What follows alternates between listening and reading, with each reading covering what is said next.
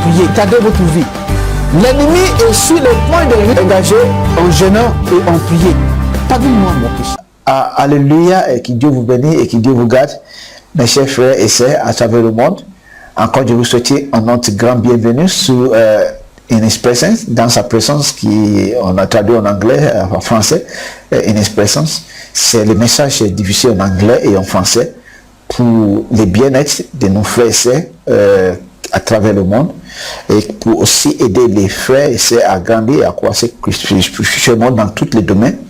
Et cette fois, nous allons continuer de parler sur le rêve et la tradition des arbres. On vous fait un rêve que vous voyez des arbres dans votre rêve. Mais cette fois-là, nous allons parler de quand tu fais un rêve d'un arbre plein de fruits nus. Est-ce que vous avez fait ce genre de rêve avant? Quand tu fais un rêve et tu vois un arbre devant toi dans le rêve là et plein de fruits nus. Comme je viens de dire tout à l'heure, l'arbre signifie vous. Dieu peut de parler de votre vie. Il peut de parler de votre ministère. Il peut de parler de votre nation. Il peut de parler de votre communauté. Il peut de parler de vous-même. Je vais essayer de parler des cas quand Dieu parlait des ministères ou bien parler d'une communauté ou d'une nation.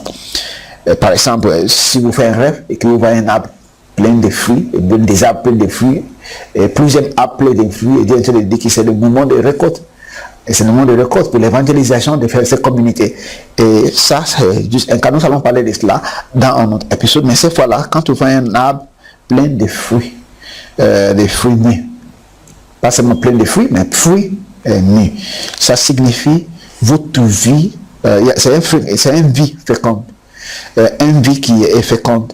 C'est une vie qui est féconde, une vie qui est fructueuse. Ça veut dire que votre vie a la bonne croissance.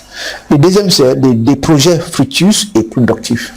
Un projet fructueux et productif. Une vie fructueuse, une vie féconde, un projet fructueux et productif. Le troisième, il s'agit d'un appel à l'action. Parfois, vous priez et vous voulez faire un pas par rapport à l'avancement de votre vie et vous demandez au Seigneur ce que j'allais faire. Je ne sais pas quoi faire, vous avez déjà prié Dieu, vous montez, ou bien vous demandez la direction de Dieu par rapport aux choses que vous voulez faire et que vous n'avez pas encore pris cette décision. Et quand tu pries, Dieu te dit monter un arbre avec des fruits nus. C'est Dieu en train de dire que voilà, c'est le moment d'agir. C'est le moment d'agir, c'est le moment de passer à l'action. C'est un appel de passer à l'action. Et le quatrième, je dis que c'est le moment pour agir ou les périodes pour la récolte est maintenant. Ça veut dire que Dieu est en train de dire que maintenant, le moment de votre récolte est maintenant, le moment de votre percée est arrivé, le moment de récolte est maintenant. Par exemple, vous semez des choses dans la vie des gens, vous avez beaucoup contribué à l'avancement de vie des gens et vous êtes fatigué un moment, parce qu'il y a le moment où on est fatigué et on espère quelques moissons. Et quand tu fais un rêve, Dieu peut te dire voilà, c'est le période pour récolter. Le moment de votre récolte est arrivé. Et le cinquième, c'est le moment d'évangélisation. C'est le moment d'évangéliser. Par exemple, vous priez et vous êtes un évangéliste ou un pasteur, même si vous n'êtes pas un pasteur, ou même de l'église qui prie pour le réveil, pour qui prie pour l'avancement de vie, ou bien des gens qui vivent dans votre communauté qui n'ont pas chrétien. Dieu peut te montrer des arbres pleins de fruits. Et Dieu, pas seulement plein de fruits, mais plein de fruits nus.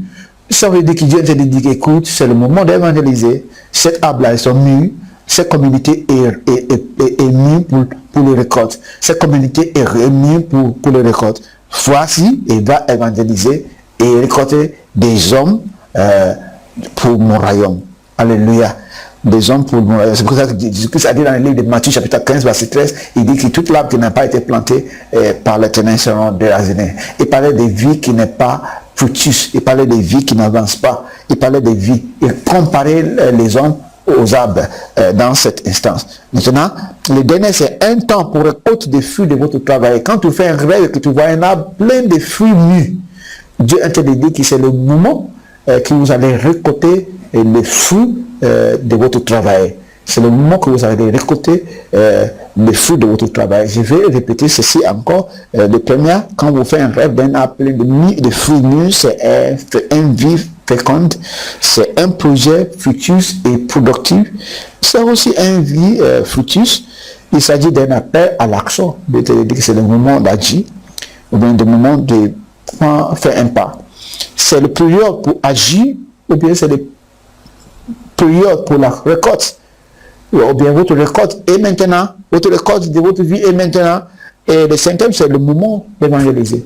Dieu voulait que vous évangélisez une communauté pour te monter des arbres, les fruits et entendre parler des vies des gens.